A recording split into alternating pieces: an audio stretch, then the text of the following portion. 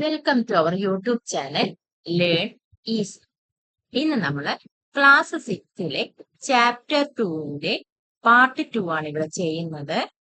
Part 1 വീഡിയോന്റെ link description ബോക്സിൽ കൊടുത്തിടാം.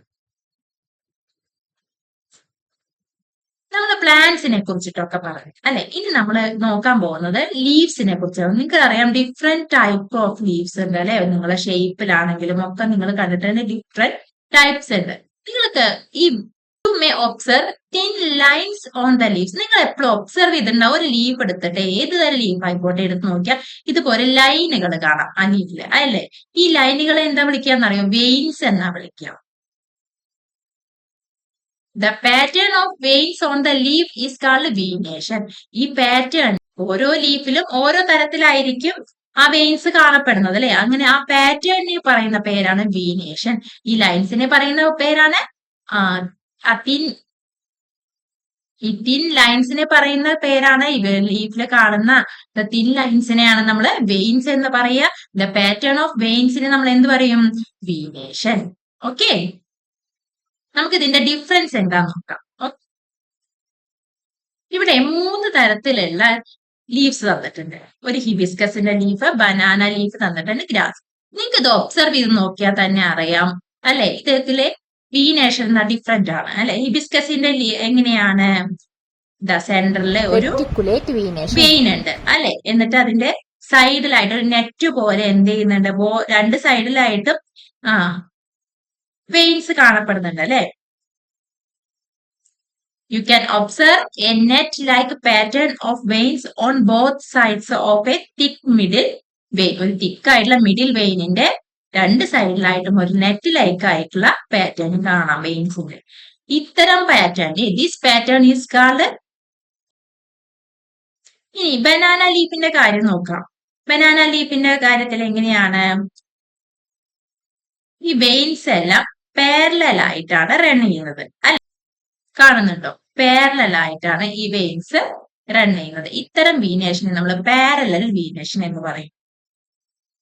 അപ്പൊ നമ്മള് 2 തരത്തിലുള്ള വീനേഷൻ ആണ് ഇവിടെ പഠിച്ചത്. റെറ്റിക്കുലേറ്റ് വീനേഷനും പാരലൽ വീനേഷനും. റെറ്റിക്കുലേറ്റ് എന്ന് പറഞ്ഞാൽ നമ്മളൊരു സെന്ററില് എന്തുണ്ടാവും? തിക്കായിട്ടുള്ള മിഡിൽ ആയിട്ടുള്ള വെയിൻ ഉണ്ടാവും. പിന്നെ 2 സൈഡിലേക്ക് ഒരു നെറ്റ് പോലെ വെയിൻസ് കാണും. അതിനെ റെറ്റിക്കുലേറ്റ് വീനേഷൻ എന്നും പാരലൽ ആയിട്ട് വെയിൻസ് കാണുന്നതിന് നമ്മൾ എന്ത് പറയും?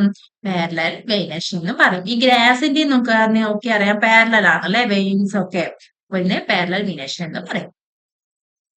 26 ഒരു ആക്ടിവിറ്റി ആണ് നിങ്ങൾക്കുള്ളത്. ഇതിൽ എന്താ പറയുന്നത് വെച്ചാൽ നിങ്ങൾ ഒരു ഓപ്പൺ ഏരിയ വിസിറ്റ് ചെയ്തിട്ട് അവിടെയുള്ള വൈൽഡ് ഗ്രാസുകൾ ഉണ്ടാവും, ഹെർബുകൾ ഉണ്ടാവും അല്ലെ. വളർന്നു വരുന്ന ഓരോ ചെറിയ ഗ്രാസുകളോ ഹെർബുകളോ ഒക്കെ നോക്കിയിട്ട് അത് കെയർഫുൾ ആയിട്ട് ട്രോവൽ ഉപയോഗിച്ച് എന്ത് ചെയ്യണം? അത് ഡിഗ് ചെയ്തിട്ട് എടുക്കണം. അത് കുഴിച്ച് അതിന്റെ വേരൊന്നും പൊട്ടാതെ, വേരിനൊന്നും ഡാമേജ് വരുത്താതെ എന്ത് ചെയ്യണം? നിങ്ങൾ അത് പുറത്തെടുക്കുക, ഡിഗ് ഔട്ട് ചെയ്യാം.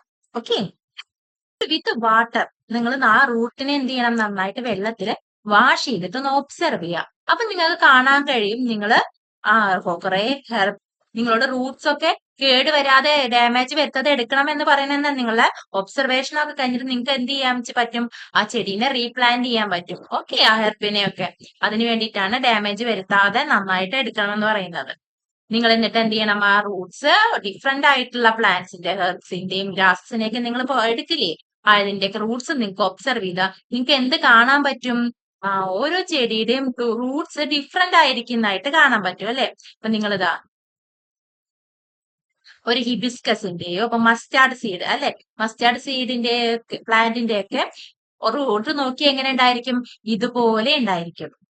അല്ല, നിങ്ങൾ ഗ്രാസിന്റെ ഒക്കെ എടുക്കുകയാണെങ്കിൽ എന്തായിരിക്കും? ഇതുപോലെ ഉണ്ടായിരിക്കും. എന്താ തമ്മിലുള്ള വ്യത്യാസം? എന്താ നിങ്ങൾക്ക് എന്ത് വ്യത്യാസമാണ് കാണപ്പെടുന്നത്? ഇതില് ഒരു മെയിൻ റൂട്ട് ഉണ്ട് അല്ലെ. ഒരു മെയിൻ റൂട്ട് ഇങ്ങനെ താഴേക്ക് ഇറങ്ങി വന്നിട്ട് അതിൽ നിന്ന് ചെറിയ കുഞ്ഞു റൂട്ടുകൾ, ലാറ്ററൽ റൂട്ടുകൾ വന്നിട്ടാണ് ചെയ്തിരിക്കുന്നത് അല്ലെ. ഇതിനെയാണ് ടാപ്പ് റൂട്ട് സിസ്റ്റം എന്ന് പറയുന്നത്. ഒരു മെയിൻ ആയിട്ട് ഇങ്ങനെ റൂട്ട് ഉണ്ടായിരിക്കും. ഓക്കെ, അതിൽ നിന്ന് എന്താണ്? കുഞ്ഞു ലാറ്ററൽ റൂട്ട്സുകൾ വരികയാണ് ചെയ്യുക. ഓക്കെ, അതിനെയാണ് നമ്മൾ എന്ത് പറയുന്നത്?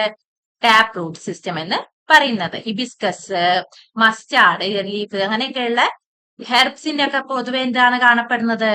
ഇങ്ങനെ ടാപ്പ് റൂട്ട് ആണ് കാണപ്പെടുന്നത്. ഇല്ല നിങ്ങൾ ഗ്രാസിന്റെ ഒക്കെ എടുത്തോണ്ട് നിങ്ങൾ ഇപ്പൊ വീട്ടിൽ മുറ്റത്തൊക്കെ ഉള്ള ഗ്രാസ് ഒക്കെ പറിച്ചു കളയാറുണ്ടായിരിക്കും അല്ലെ, തൊടികളിലുള്ള ഗ്രാസ് ഒക്കെ എടുത്ത് കളഞ്ഞ് തൊടി വൃത്തിയാക്കുകയൊക്കെ ചെയ്യാറില്ലേ. അപ്പൊ ഇങ്ങനെ പറിച്ചെടുക്കുമ്പോൾ നിങ്ങൾ ശ്രദ്ധിച്ചിട്ടുണ്ടോ, ഇവിടെ എന്താണ് ഫൈബ്രസ് റൂട്ട്സ് ആണ്. കാരണം എന്താ, ഇതിനൊരു മെയിൻ റൂട്ട് ഒന്നുമില്ല, നിറയെ കുഞ്ഞു കുഞ്ഞു റൂട്ട്സ് ഇങ്ങോട്ട് അതിന്റെ ബേസിൽ നിന്ന് വന്നിരിക്കുകയാണ് ചെയ്തിരിക്കുന്നത് അല്ലെ. ഒരുപാട് കുഞ്ഞു കുഞ്ഞു റൂട്ട്സ് ആണ് വരുന്നത്. അപ്പൊ ഇതിനെയാണ് നമ്മൾ എന്ത് പറയുന്നത്, ഫൈബ്രസ് റൂട്ട്സ് എന്ന് പറയുന്നത്. Root of this plant consist of one main root and small side roots. അതിനെയാണ് നമ്മൾ മെയിൻ റൂട്ടിനെ പറയുന്ന ടാപ്പ് റൂട്ട് എന്ന് പറയും. ഈ സിസ്റ്റത്തെ പറയുന്ന പേരാണ് tap root system. Okay, this plant appear as bunch of similar sized thin roots arising from the base of the stem. അല്ലെ, നമ്മൾ കണ്ടില്ലേ ഗ്രാസിന്റെ ഒക്കെ ബേസിൽ നിന്ന് തിന്നായിട്ടുള്ള ഒരുപാട് സിമിലർ സൈസ് ആയിട്ടുള്ള റൂട്ട്സ് വരികയാണ് അല്ലെ. അപ്പൊ ഇതിനെയാണ് നമ്മൾ എന്ത് പറയുന്നത്, ഫൈബ്രസ് എന്ന് പറയുന്നത്. In the type of leaf venation and the type of roots of the same plant.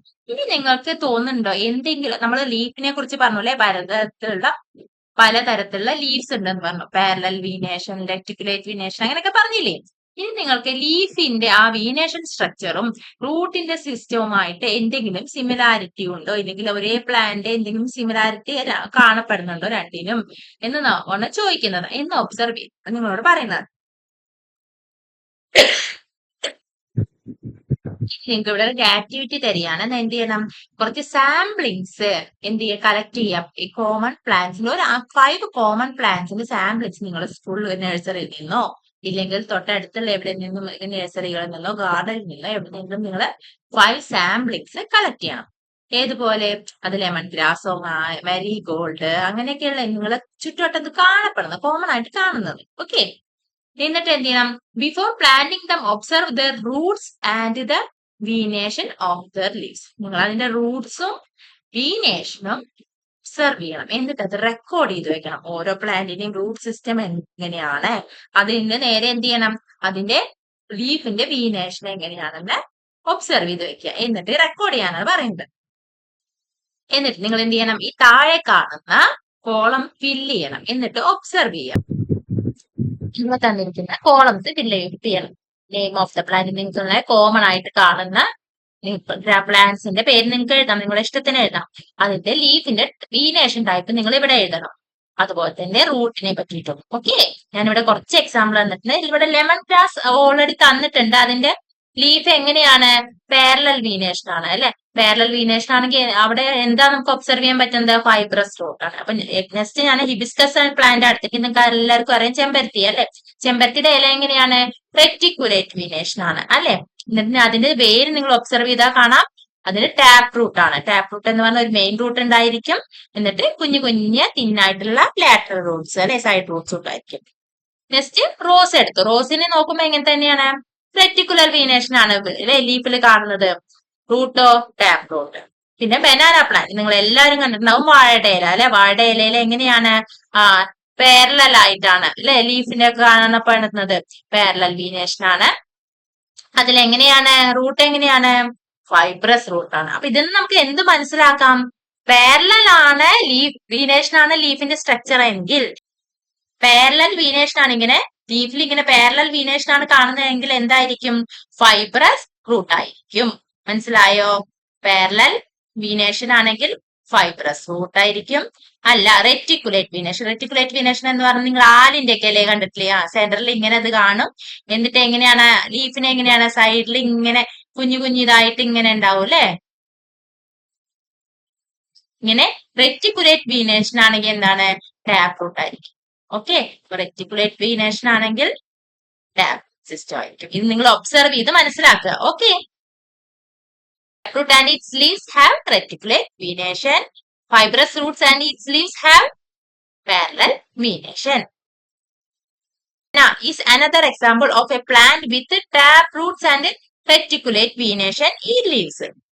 Wheat is an example of a plant with fibrous roots and parallel venation. വീറ്റിന്റെയും ചന്നയുടെയും കൂടി കാര്യം ഇവിടെ നമ്മൾ സൂചിപ്പിച്ചു അല്ലെ. ഇനി നമ്മൾ അതിനെ ചുറ്റിപ്പറ്റിയുള്ള ഒരു ആക്ടിവിറ്റിയാണ് ചെയ്യാൻ പാടുന്നത്. നിങ്ങൾ എന്ത് ചെയ്യണം, ചിക്പിയുടെ സീഡ് ഒന്ന് സോക്ക് ചെയ്ത് വെക്കുക. അതുപോലെ തന്നെ മെയ്സ് സീഡ്. എന്നിട്ട് എന്റെ വാട്ടറിൽ സോക്ക് ചെയ്തിട്ട് 2-3 ഡേയ്സ് സോക്ക് ചെയ്യണം. എന്നിട്ട് എന്ത് ചെയ്യണം, റിമൂവ് ദ സീഡ് കോട്ട്. ആ സീഡിന് കോട്ട് ഉണ്ടാവില്ലേ, ഒരു തൊലി ഉണ്ടാവില്ലേ, അതൊന്ന് റിമൂവ് ചെയ്തിട്ട് നിങ്ങൾ ഒബ്സർവ് ചെയ്ത് നോക്കുക. Observe the structure of the Chippi and maze seed. എങ്ങനെ നിങ്ങൾക്ക് കാണപ്പെടുന്നത് അല്ലെ, ഇതുപോലെ കാണാം. ചിപ്പിയുടെ എങ്ങനെയല്ലേ കാണുണ്ടാവുക അല്ലെ, നിങ്ങൾ ഒബ്സർവ് ചെയ്ത് നോക്കണേ. മെയ്സിന്റെ ഇങ്ങനെ ഉണ്ടാവും അല്ലെ. ഈ ചിപ്പിയിൽ എന്താ നിങ്ങൾ കാണപ്പെടുന്നത്, 2 കോട്ട്ലിഡൻസ് കാണാം അല്ലെ. ഡൈകോട്ട്ലിഡൻസ് ആണ് ഇവിടെ എന്താ കാണപ്പെടുന്നുള്ളൂ, ഒറ്റ കോട്ടേ ഉള്ളൂ. അതിനെ നമ്മൾ എന്ത് പറയും, മോണോകോട്ട്. അപ്പൊ സീഡിലും ഡിഫറൻസ് ഉണ്ട്. ലീഫിലും റൂട്ടിലും മാത്രമല്ല, സീഡിലും നമുക്ക് ഡിഫറൻസ് കാണാൻ കഴിയും അല്ലെ. You could notice that chickpea seeds are split into 2 parts. Each part is called cotyledon. ഓരോ പാർട്ടിനും നമ്മൾ എന്താ വിളിക്കുക, കോട്ടിലിഡൻ എന്നാണ് വിളിക്കുന്നത്. അങ്ങനെ 2 കോട്ടിലിഡൻ ഉള്ളതുകൊണ്ട് നമ്മൾ എന്ത് വിളിക്കും, ഡൈകോട്ടിലിഡൻ എന്നാണ് നമ്മൾ വിളിക്കുന്നത്. Okay.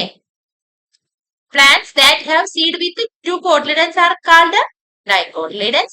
Maize has a single thin cotyledon. അല്ലെ, മെയ്സിന് എന്താണ്, ഒറ്റ കോട്ട്ലിഡനേ ഉള്ളൂ. അതുകൊണ്ട് നമ്മൾ എന്ത് ചെയ്യും, plants with such seeds are called monocot seed. അതിനെ പറയുന്നത് മോണോകോട്ട് സീഡ് എന്നും, 2 കോട്ട്ലിഡൻ ഉണ്ടെങ്കിൽ ഡൈകോട്ട് സീഡ് എന്നും പറയും. ഇനി ഈ സീഡിന്റെ സ്ട്രക്ചറും വീനേഷനും റൂട്ട്സ് ഒക്കെ ആയിട്ട് എന്തെങ്കിലും ബന്ധമുണ്ടോന്നാണ് നമ്മൾ നോക്കണം. Dicot plant have reticulate venation and tap root system. Dicot പ്ലാന്റിന് എങ്ങനെയായിരിക്കും, റെറ്റിക്കുലേറ്റ് ആയിട്ടുള്ള വീനേഷനും ആയിരിക്കും. അപ്പൊ ഡൈകോട്ടിലിഡന് റെറ്റിക്കുലേറ്റ് വീനേഷൻ അല്ലെ, എബിസ്കസ് ഒക്കെ പോലെയുള്ളത്, അതിന് ടാപ്പ് റൂട്ടും ആയിരിക്കും. എന്നാ മോണോകോട്ടിലിഡനോ പാരലൽ വീനേഷൻ ആയിരിക്കും, അതിന് ഫൈബ്രസ് റൂട്ടും ആയിരിക്കും. അപ്പൊ മനസ്സിലായോ, സീഡും ലീഫും റൂട്ടും തമ്മിലുള്ള അല്ലെ, സീഡിന്റെ ലീഫിന്റെ റൂട്ടിന്റെ സ്ട്രക്ചറാണ്. സീഡും ലീഫും റൂട്ടും തമ്മിലുള്ള ബന്ധമാണ് ഈ പറയുന്നത്. ഡൈകോട്ടിലിഡന് എന്തായി, റെറ്റിക്കുലേറ്റ് വീനേഷൻ, ടാപ്പ് റൂട്ട്. മോണോകോട്ടിലിഡന് പാരലൽ വീനേഷൻ, ഫൈബ്രസ്. ഓക്കെ. നമുക്ക് ഡൈകോട്ട് സീഡ് ആയിട്ട് ഒരുപാട് എണ്ണം കാണാൻ പറ്റും. എന്തൊക്കെയാണ്, നിങ്ങൾ കടല കണ്ടിട്ടില്ലേ, നിങ്ങൾ നിലക്കടല, അത് കാഷ്യൂ നട്ട്സ്, പിന്നെ നമ്മൾ സാമ്പാർ പരിപ്പിലൊക്കെ ഇടുന്ന പരിപ്പില്ലേ, സാമ്പാറിലൊക്കെ അമ്മയോടൊത്ത് കാണിച്ചു തരാൻ പറഞ്ഞാൽ മതി, അങ്ങനത്തെ പരിപ്പ്. അതിന്റെയൊക്കെ നിങ്ങൾക്ക് അറിയാം, ഈ കടല, ഇതിന്റെയൊക്കെ നടുവിലൊരു ഇല്ലേ, 2 ആയിട്ട് അത് ഇങ്ങനെ പീസാക്കാൻ പറ്റും നമുക്ക് അല്ലെ. കാജു ആണെങ്കിൽ നട്ട്സ് അല്ലെ, അണ്ടിപ്പരിപ്പ് എന്ന് പറയില്ലേ, അതിനെ എന്ത് ചെയ്യാം നമുക്ക്, 2 ആയിട്ട് ഇത് കട്ട് ചെയ്യാൻ പറ്റില്ലേ, ഇങ്ങനെ നടുക്കിലൊരു അതിന്റെ ഒരു ഉണ്ടാവൂലേ, വര പോലെ കണ്ടിട്ടില്ലേ, ഇതാണ് ഡൈകോട്ട് സീഡ്. മോണോകോട്ട് സീഡ് എന്താണ്, ചോളം അല്ലെ, ചോളത്തിന്റെ മണിയൊക്കെ അതും ചോളത്തിന്റെ സീഡും നട്ട്സും കൂടി വ്യത്യാസമില്ലേ, രണ്ടും 2 തരത്തിലല്ലേ, അതാണ് മോണോകോട്ട് സീഡും ഡൈകോട്ട് സീഡും. മനസ്സിലായോ? നമ്മൾ ഇതുവരെ പ്ലാന്റ്സിന്റെ കാര്യം പറഞ്ഞല്ലേ, ഇനി നമ്മൾ പറയാൻ പോകുന്നത് ആനിമൽസിന്റെ കാര്യമാണ്. നമ്മൾ ഇതിന് മുന്നേ തന്നെ പറഞ്ഞു, പ്ലാന്റ്സിനെയും പോലെ തന്നെ ആനിമൽസിലുണ്ട് ഒരുപാട് വെറൈറ്റികളുണ്ട് അല്ലെ. അവയുടെ മൂവ്മെന്റ്സിന്റെ കാര്യത്തിൽ വ്യത്യാസമുണ്ട്, ഷേപ്പിന്റെ കാര്യത്തില്, ഫുഡ് അല്ലെ കഴിക്കുന്നതിന്റെ കാര്യത്തില്, അങ്ങനെ പല കാര്യത്തിലും നമുക്ക് എന്ത് ചെയ്യാൻ പറ്റും, ഡിഫറൻസ് കാണാൻ പറ്റും. What features can you think of two group dum? എന്തൊക്കെ ഫീച്ചേഴ്സ് നമുക്ക് ഗ്രൂപ്പ് ചെയ്യാൻ പറ്റും? അവിടെ നമുക്ക് പലതരത്തിൽ ജീവികളെ തരംതിരിക്കാൻ പറ്റും അല്ലെ. അവിടെ ഈറ്റിംഗ് ഹാബിറ്റ് അനുസരിച്ച് കാർണിവോറസ്, ഹെർബിവോറസ്, ഓംനിവോറസ് അല്ലെ. പ്ലാന്റ്സ് മാത്രം കഴിക്കുന്നവയെ നമ്മൾ എന്ത് ചെയ്യും, ഹെർബിവോറസ് എന്ന് പറയും. മീറ്റ് കഴിക്കുന്ന, മാംസം മീറ്റ് കഴിക്കുന്ന അങ്ങനെയാണെങ്കിൽ കാർണിവോറസ് എന്ന് പറയും. 2 കഴിക്കുന്നവരെ ഓംനിവോറസ് എന്ന് പറയും. പിന്നെ അവരെ മൂവ്മെന്റിന്റെ അടിസ്ഥാനത്തിൽ നമുക്ക് ചില ജീവികളെ ഇങ്ങനെ കാലുകൊണ്ട് നടന്നിട്ട് ഉപയോഗിക്കും, ലെഗ്സ് ഉപയോഗിച്ചിട്ട്, ചിലത് ഫിൻസ് ഉപയോഗിക്കുന്നവരുണ്ട്, ചിലത് ചിറകൾ ഉപയോഗിച്ച് പറക്കുന്നവയുണ്ട്, പിന്നെ ക്രോൾ എഴഞ്ഞു പോകുന്ന റെപ്റ്റൈൽസ് പോലെയുള്ളവയുണ്ട്. അങ്ങനെ മൂവ്മെന്റിന്റെ അടിസ്ഥാനത്തിൽ നമുക്ക് തരംതിരിക്കാം. റിപ്രൊഡക്ഷന്റെ എഗ്സ് ലൈ ചെയ്യുന്നവ, പ്രസവിക്കുന്നവയുണ്ട് അല്ലെ, അങ്ങനെ തരംതിരിക്കാം. പിന്നെ എന്തിന്റെ തരംതിരിക്കാം, നമുക്ക് അവയെ ജീവിക്കുന്നതിന്റെ അക്വാട്ടിക് അനിമൽസ് അല്ലെ, ടെറസ്ട്രിയൽ, അങ്ങനെ പറഞ്ഞിട്ട് നമുക്ക് അങ്ങനെയും തരംതിരിക്കാം.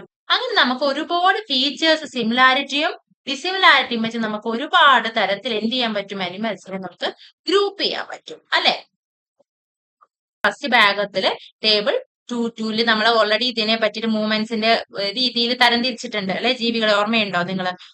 ഇനി നമുക്ക് ഈ പിക്ചർ ഒന്ന് ഒബ്സർവ് ചെയ്ത് നോക്കാം. ഈ പിക്ചർ നിങ്ങൾക്ക് ഒബ്സർവ് ചെയ്താൽ തന്നെ അറിയാം ഓരോ ജീവികളും മൂവ് ചെയ്യുന്ന ഓരോ തരത്തിലാണ് അല്ലെ?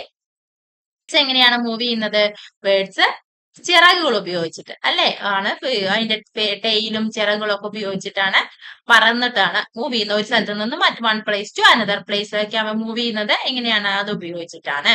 പിന്നെ അക്വാറ്റിക് അനിമൽസ് ആണെങ്കിലോ ഫിഷ് എങ്ങനെയാണ്? ഫിഷ് അതിന്റെ ഫിന്നും ടെയിലും ഉപയോഗിച്ചിട്ട് അല്ലെ? ഫിന്നും ടെയിലും ഉപയോഗിച്ചിട്ട് അതിനെ മൂവ് ചെയ്യുന്നത്. പിന്നെ ഫ്രോഗ് ആണെങ്കിൽ ലെഗ്സ് ഉപയോഗിച്ച് ടോർട്ടോയ്സ് എങ്ങനെയാണ്? അത് അതിന്റെ ലെഗ്സ് ഉപയോഗിച്ച്. പിന്നെ ഇവിടെ എന്താ റെപ്റ്റൈൽസ് ഉണ്ട് അല്ലെ? സ്നേക്ക് ഉണ്ട്. സ്നേക്ക് എങ്ങനെയാ പോകുന്നത്? അതിന്റെ ഇങ്ങനെ ഇഴഞ്ഞിട്ട് മസിൽസ് ഉപയോഗിച്ചിട്ടാണ്, സ്കിന്നും മസിലും ഉപയോഗിച്ചിട്ടാണ്. സെന്റിപിഡ്സിന് എങ്ങനെയാണ്? നിറച്ച് കുഞ്ഞു കുഞ്ഞു ലെഗ്സ് ഉണ്ട്, സ്മോൾ ലെഗ്സ് ഉണ്ട്. ഈ ലെഗ്സ് ഉപയോഗിച്ചിട്ടാണ് അവ മൂവ് ചെയ്യുന്നത്. പിന്നെ ഇതാണോ വേംസ്? എങ്ങനെയാണ് വേംസ്? അവിടെ മസിൽ ഇങ്ങനെ കോൺട്രാക്ട് ചെയ്ത് റിലാക്സ് ചെയ്യുകയും ചെയ്തിട്ട് മസിൽസ് ഉപയോഗിച്ചിട്ടാണ് മൂവ് ചെയ്യുന്നത്. ആൻഡോ ലെഗ്സ് ഉപയോഗിച്ചിട്ട്. കൗ ആണെങ്കിലും എന്ത് ഉപയോഗിച്ചിട്ടാണ്? ലെഗ്സ് ഉപയോഗിച്ചിട്ടാണ് അല്ലെ? ബട്ടർഫ്ലൈ എന്ത് ചിറകുകൾ ഉപയോഗിച്ചിട്ട് അല്ലെ? ഫെദേഴ്സ് ഉപയോഗിച്ചിട്ട് ഫ്ലൈ പറ. ബട്ട് നമുക്കിവിടെ റാബിറ്റ് ഉണ്ട്. റാബിറ്റ് ലെഗ്സ് ഉപയോഗിച്ചിട്ടാണ് അല്ലെ? ഇനി നിങ്ങളോട് പറയുന്നത് ഈ ടേബിൾ കംപ്ലീറ്റ് ചെയ്യാൻ, ഫില്ല് ചെയ്യാനാണ് പറയുന്നത്. ഇവിടുത്തെ table the name of the animals തന്നിട്ടുണ്ട്. ടൈപ്പ് ഓഫ് മൂവ്മെന്റ്സ് നിങ്ങൾ എഴുതണം. പിന്നെ എന്താണ്? Body parts used for movements. അപ്പൊ ആൻഡ് എങ്ങനെയാണ്? അല്ലെ? ആൻഡ് വാക്ക് ചെയ്തിട്ടാണ് അല്ലെ? അപ്പൊ വാക്ക് എന്ന് പറഞ്ഞിട്ട് നിങ്ങൾ അവിടെ എഴുതുക. അതുപോലെ എന്ത് ചെയ്യാണ്? ലെഗ്സ് ഉപയോഗിച്ചിട്ടാണ് അത് എഴുതുക. ഗോട്ട് എങ്ങനെയാണ്? വാക്ക് ആൻഡ് ജംപ്. അത് എന്തുപയോഗിച്ചിട്ടാണ്? ലെഗ്സ് ഉപയോഗിച്ചിട്ട്. പീജിയൻ ആണെങ്കിൽ വാക്ക് ചെയ്യും പിന്നെ ഫ്ലൈസ് പറക്കാണ് ചെയ്യുക അല്ലെ? എന്തുപയോഗിച്ച്? ലെഗ്സും വിങ്സും ഉപയോഗിച്ച്. ഹൗസ് ഫ്ലൈയോ?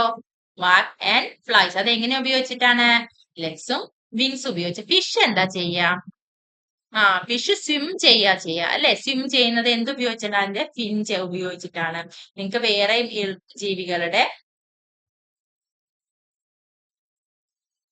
വേറെയും ജീവികളുടെ ഇവിടെ താഴെ ഫില്ല് ചെയ്യാം. Okay. Different animal have different type of movement. നമ്മൾ ഓൾറെഡി കണ്ടു കഴിഞ്ഞു അല്ലെ? ഓരോ ജീവികളും ഓരോ തരത്തിലാണ് മൂവ് ചെയ്യുന്നത്. Animals can fly, run, crawl, walk, hop or jump and so. They use different body parts for moving from one place to another. They may use wings, legs and other parts that help them to move. അവയുടെ ഓരോ ജീവികളുടെ ഓരോ body parts ഉപയോഗിച്ചിട്ട് ഓരോ തരത്തിലാണ് അവ move ചെയ്യുന്നത് അല്ലെ? Animals based on the types of movement and body parts used for movements. How can we group animals based on their movements? Additionally, many animals differ from each other in shape, size, structure, color, and other features. Some of these features can also be used to group animals in various ways. Like plants, grouping of animals is important for understanding their diversity. നമ്മൾ എന്തിനാ ഇങ്ങനെ group ചെയ്യുന്നതെന്ന് പറയുന്നത്? Group ചെയ്യുന്നത് അത് എന്തിനു വേണ്ടിയിട്ടാണ്? അവയുടെ പഠനം എളുപ്പമാക്കുന്നതിന് വേണ്ടിയിട്ടാണ്. ഒരുപാട് തരത്തിലുള്ള പ്ലാന്റ്സും അനിമൽസും ഒക്കെ ഉണ്ട് അല്ലെ? നമുക്ക് അവയുടെ പഠനം എളുപ്പമാക്കുന്നതിന്, അവയെ ഈസി ആയിട്ട് നമുക്ക് പഠിക്കുന്നതിന് വേണ്ടിയിട്ടാണ് നമ്മൾ എന്ത് ചെയ്യുന്നത്? അവയെ എങ്ങനെ ഗ്രൂപ്പ് ചെയ്യുന്നത്? നിങ്ങൾക്ക് ഇപ്പൊ ഫിഷ് ആണെങ്കിൽ അറിയാം, നമുക്കറിയാം ഫിഷിന്റെ സ്ട്രക്ചർ വ്യത്യാസമാണ്, ബോഡി ഷേപ്പ് വ്യത്യാസമാണ് അല്ലെ? ഇപ്പൊ ഗോട്ടാണെങ്കിലോ ഗോട്ടിന്റെ ബോഡി ഷേപ്പ് വേറെയാണ് അല്ലെ? അങ്ങനെ ഷേപ്പിന്റെ കാര്യത്തിലും നമ്മൾ ഒരുപാട് വ്യത്യാസമാണ് ജീവികൾ തമ്മിൽ. ജാനകിയമ്മ ജനിച്ചത് 1897 മരിച്ചത് എപ്പോഴാണ്? 1984 was an Indian botanist dedicated to environmental work and helped to document and preserve India's rich plant biodiversity. ഇന്ത്യയുടെ റിച്ച് ആയിട്ടുള്ള പ്ലാന്റ് ബയോഡൈവേഴ്സിറ്റിയെ സംരക്ഷിക്കുന്നതിന് വേണ്ടിയിട്ടും എൻവിറോൺമെന്റൽ വർക്കിനൊക്കെ വേണ്ടിയിട്ട് നമ്മളുടെ ജീവിതം ഒഴിഞ്ഞു വെച്ച ഒരു സ്ത്രീയായിരുന്നു ആര്? ജാനകി അമ്മാൾ എന്ന് പറയുന്ന botanist. At the save Silent Valley movement. നിങ്ങൾ സേവ് സൈലന്റ് വാലി മൂവ്മെന്റ് എന്താന്ന് കേട്ടിട്ടുണ്ടോ? അതിനെ കുറിച്ച് ഇത് കണ്ടിട്ട് ജസ്റ്റ് പറയാം. As the head of the Botanical Survey of India, she initiated programs to document the plant diversity of India. Save Silent Valley എന്ന് പറയുന്ന ഒരു മൂവ്മെന്റില് ഇമ്പോർട്ടന്റ് ആയ റോള് വഹിച്ച ആളാണ് ജാനകി അമ്മാൾ എന്ന് പറയുന്നത്. നമ്മളെ ഇന്ത്യയിലെ പ്ലാന്റ് ഡൈവേഴ്സിറ്റിനെയൊക്കെ സംരക്ഷിക്കുന്നതിന് വേണ്ടിയിട്ട് വളരെയധികം ഇനീഷ്യേറ്റീവ് എടുത്തിട്ടുള്ള അതിനു വേണ്ടി ഇറങ്ങി തിരിച്ച ഒരാളായിരുന്നു ജാനകി അമ്മാൾ എന്ന് പറയുന്നത് ബൊട്ടാനിസ്റ്റ്. നമുക്കിനി സേവ് സൈലന്റ് വാലി എന്താണെന്ന് മൂവ്മെന്റ് എന്താണെന്ന് നോക്കാം. Okay, this is A real story of A forest in the Palakkad district of Kerala. നിങ്ങൾക്ക് സൈലന്റ് വാലി അറിയുന്നുണ്ടാവും അല്ലെ? ഇതിൽ കുറച്ച് പേരെങ്കിലും കണ്ടിട്ടുണ്ടാവുമെന്ന് വിശ്വസിക്കുന്നു. കാണാത്തവര് അതിനെപ്പറ്റി ഒന്ന് അന്വേഷിക്കണം. സൈലന്റ് വാലി എന്ന് പറയുന്നത് ആ പേരിൽ നിങ്ങൾക്ക് അറിയാലോ, സൈലന്റ് വാലി എന്തുകൊണ്ടാ വെച്ചാൽ നിങ്ങൾ ജീവിയുടെ എന്ന് കേട്ടിട്ടുണ്ടോ? നിങ്ങൾക്ക് രാത്രിയൊക്കെ ഒരു സൗണ്ട് കീക്കി വരുന്ന സൗണ്ട് ജീവിയാണ്, ജീവിയുടെ. അതിനെ നമ്മൾ ക്രിക്കറ്റ്സ് എന്ന് പറയും ഇംഗ്ലീഷില്. ആ ക്രിക്കറ്റ്സിനെ നമ്മൾക്ക് സൈലന്റ് വാലിയിൽ കാണാൻ കഴിയില്ല.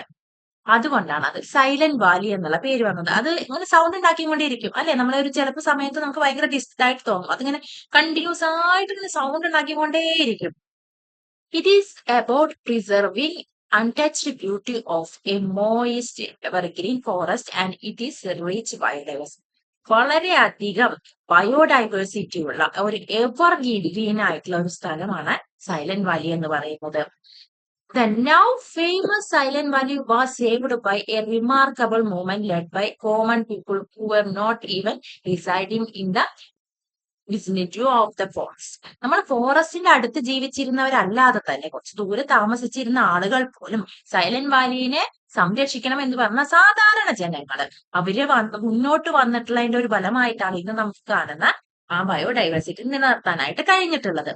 The battle against the proposal of a hydroelectric dam across the Kundipura River persists for 10 years. Kunthipuzha എന്ന് പറയുന്നത് സൈലന്റ് വാലിയുടെ ഒഴുകുന്ന ഒരു റിവർ ആണ്. അവിടെ നമ്മൾ ഇടുക്കിയിലൊക്കെ ഉണ്ടാക്കുന്ന പോലെ ഒരു ഹൈഡ്രോ ഇലക്ട്രിക് ഡാം നിർമ്മിക്കുന്നതിനുള്ള ഒരു പദ്ധതി ഉണ്ടായിരുന്നു. അപ്പൊ എന്താന്ന് വെച്ചാൽ ഇങ്ങനെ ഡാം നിർമ്മിക്കുമ്പോൾ നമ്മൾ ഇതിന് മുന്നത്തെ ക്ലാസ്സിൽ നമ്മൾ ഓൾറെഡി പറഞ്ഞിട്ടുണ്ടായിരുന്നു അല്ലെ? ഒരു റിവർ ഇങ്ങനെ ഒഴുകിക്കൊണ്ടിരിക്കുന്ന റിവറിനെ നമ്മൾ വാള് കെട്ടിയിട്ട് അല്ലെ ബ്ലോക്ക് ചെയ്തിട്ട് വെള്ളം ഇങ്ങനെ കെട്ടി നിർത്തുകയാണ് ചെയ്യുക അല്ലെ? അപ്പൊ എന്ത് ചെയ്യും? അതിങ്ങനെ കെട്ടി നിർത്തുമ്പോൾ സ്വാഭാവികമായിട്ട് അതിന്റെ സൈഡുകളിലേക്കൊക്കെ അത് ഒഴുകാൻ തുടങ്ങും. അപ്പൊ എന്ത് ചെയ്യും? അങ്ങനെ സ്പ്രെഡ് ആയിട്ട് ഒഴുകുമ്പോൾ ആ ഭാഗത്തുള്ള പ്ലാന്റ്സിനെയും അനിമൽസിനെയും എല്ലാം അവിടെ ഉണ്ടാകുന്ന വൃക്ഷങ്ങളെയൊക്കെ നശിച്ചു പോകും അല്ലെ? വെള്ളം കയറും അല്ലെ? വെള്ളം കെട്ടി നിർത്തുകയല്ലേ നമ്മൾ ചെയ്യുന്നത്? ഒരു ഹ്യൂജ് എമൗണ്ട് വെള്ളം കെട്ടി നിർത്താണ് ചെയ്യുന്നത്. അപ്പൊ അതൊക്കെ അതിന്റെ ചുറ്റുവട്ടത്തുള്ള നമ്മളെ ബയോഡൈവേഴ്സിറ്റി ഒരുപാട് ബാധിക്കും അല്ലെ? നെഗറ്റീവായിട്ട് വേഴ്സ്റ്റ് ആയിട്ട് ബാധിക്കും. അതുകൊണ്ട് അതിനെ എതിർത്തുകൊണ്ട് 10 വർഷത്തോളം ഒരു ഫൈറ്റ് ചെയ്യേണ്ടി വന്നു. At that time, people used all possible valuable means, such as widespread awareness. അവരെന്തൊക്കെ ചെയ്ത് അവർക്ക് കഴിയുന്ന എല്ലാ കാര്യങ്ങളും ചെയ്തു. അവയർനെസ് പ്രോഗ്രാംസ് സംഘടിപ്പിച്ചു, letter to editors, articles, newspaper, സെമിനാറുകള്, petitions and appeals in court. കോർട്ടിൽ പോയി അപ്പീലുകൾ കൊടുക്കുകയും അതിനുവേണ്ടി പ്രോഗ്രാംസ് അവയർനെസ് പ്രോഗ്രാമുകൾ സംഘടിപ്പിക്കുകയും ഒക്കെ ഉപയോഗപ്പെടുത്താൻ പറ്റുന്ന എല്ലാ കാര്യങ്ങളും ന്യൂസ് പേപ്പറുകൾ ആർട്ടിക്കിൾസ് എല്ലാം അവര് ഉപയോഗപ്പെടുത്തി.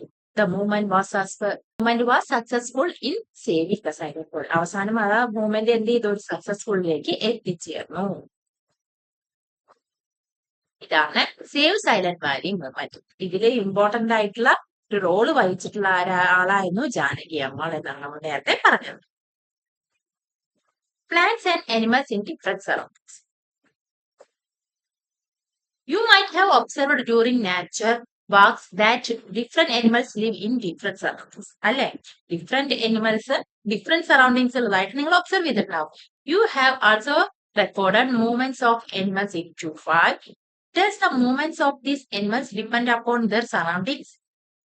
Let us consider fishes and goats are example. നമ്മളിവിടെ ഫിഷിനെയും ഗോട്ടിനെയും ഒരു എക്സാമ്പിൾ ആയിട്ട് എടുക്കുകയാണ്. Fishes live in water. Fish എവിടെയാ ജീവിക്കുന്നത്? വാട്ടറിൽ ജീവിക്കും അല്ലെ? They have streamlined body and fins for movement in water. ഒരേ ഭാഗത്ത് നിങ്ങളുടെ ചുറ്റുവട്ടത്തായിട്ട് നിങ്ങൾക്ക് എന്ത് ചെയ്യാൻ കാണും? ഫിഷിനെയും കാണാൻ കഴിയും, ഗോട്ടിനെയും കാണാൻ കഴിയും അല്ലെ? ഫിഷ് എന്ന് പറയുന്നത് എവിടെയാണ് ജീവിക്കുന്നതാണ്? വാട്ടറിൽ ജീവിക്കുന്ന അക്വാട്ടിക് ആണ് അല്ലെ? പക്ഷെ എന്താണ് ഫിഷിന്റെ ഷേപ്പ് എന്ന് പറയുന്നതാണ്? സ്ട്രീം ലൈക്ക് അല്ലെ? എന്താ സ്ട്രീം ലൈക്ക് എന്ന് പറയുന്നത്? അതാണ് ഇങ്ങനെ അല്ലെ? ഇതാണ് ഫിഷിന്റെ ഷേപ്പ് എന്ന് പറയുന്നത്. രണ്ടറ്റവും എന്താണ്, ഒരു കൂർത്ത പോലെയാണ് കാണപ്പെടുന്നത്. നിങ്ങൾക്ക് ഫ്ലൈറ്റിന്റെ, പ്ലെയിൻസിന്റെ, എയറോപ്ലെയിൻസിന്റെ അതുപോലെ കാണാൻ കഴിയും. ബോട്ടിന്റെ ഒക്കെ എങ്ങനെയാണ് ഷേപ്പ് അല്ലെ, രണ്ടറ്റവും കൂർത്ത ഷേപ്പിലാണ് കാണാൻ. എന്തിനാണ്, അവർക്ക് ബാലൻസ് ഒക്കെ നിലനിർത്തുന്നതിന് വേണ്ടിയിട്ടാണ് ഈ ഷേപ്പ് അവർക്ക് കൊടുത്തിട്ടുള്ളത്. ഫിഷിന് വേഗത്തിൽ സഞ്ചരിക്കാൻ സാധിക്കുന്നതിനും അതിന് ബാലൻസ് ഒക്കെ നിലനിർത്തുന്നതിനും വേണ്ടിയിട്ടാണ് ഇങ്ങനെ ഷേപ്പ് കൊടുത്തിട്ടുള്ളത്. ഇങ്ങനെ രണ്ടറ്റം കൂർത്തിട്ടാവുമ്പോ അവനൊക്കെ എന്താണ്, വേഗത്തിൽ സഞ്ചരിക്കാൻ കഴിയും. അത് നിങ്ങൾ 8th സ്റ്റാൻഡേർഡിൽ നിങ്ങൾ ഫോഴ്സ് എന്ന് പറയുന്ന ചാപ്റ്ററിൽ നിങ്ങൾ അതിനെ കുറിച്ച് കൂടുതലായിട്ട് പഠിക്കുന്നുണ്ട്. എന്തുകൊണ്ടാണ് നമ്മൾ ബോട്ടുകൾക്കും ഫ്ലൈറ്റുകൾക്കും ഒക്കെ ഇങ്ങനത്തെ ഷേപ്പ് കൊടുക്കാൻ കാരണം. അപ്പൊ അത് അതിന് ഫ്രിക്ഷൻ എന്നൊക്കെ പറഞ്ഞിട്ട് നിങ്ങൾ അതിന്റെ കൂടുതൽ ഡീറ്റെയിൽസ് ആയിട്ട് പഠിക്കും. അപ്പോ ഇവിടെ അക്വാട്ടിക്കിൽ ജീവിക്കുന്ന ജീവികൾക്ക് അതിന്റെ ബാലൻസ് നിർത്തുന്നതിനും അതിന് വേഗത്തിൽ മൂവ് ചെയ്യുന്നതിന് വേണ്ടിയിട്ട് അതിനനുസരിച്ചിട്ടുള്ള ഷേപ്പ് കൊടുത്തു. എന്നാ ഗോട്ടിനോ, ടെറസ്ട്രിയൽ ആയിട്ട് ജീവിക്കുന്ന ഗോഡിന് ലെഗ്സ് കൊണ്ടാണ് മൂവ് ചെയ്യുന്നത് അല്ലെ. അപ്പൊ അതിന് ഇതുപോലത്തെ ഷേപ്പ് ആണോ? അല്ല. അപ്പൊ അത് ഏത് സ്ഥലത്ത് ജീവിക്കുന്നു, അതിന്റെ ക്ലൈമറ്റ് എങ്ങനെ, അതിന്റെ സാഹചര്യങ്ങൾ എങ്ങനെയെന്നനുസരിച്ച് അതിന്റെ ഷേപ്പിലും അതിന്റെ സ്ട്രക്ചറിലും ഒക്കെ എന്ത് ചെയ്യും, വ്യത്യാസം വരും അല്ലെ. വീഡിയോയുടെ നീളം കൂടുമെന്നതിനാൽ ഇതിവിടെ തൽക്കാലം വെച്ചിട്ട് ചാപ്റ്ററോട് നിർത്താണ്. ബാക്കി ഭാഗം നമുക്ക് പാർട്ട് 3 ആയിട്ട് ചെയ്യാം. അപ്പൊ അടുത്ത വീഡിയോ ആയിട്ട് കാണുന്നവരേക്കും ബൈ.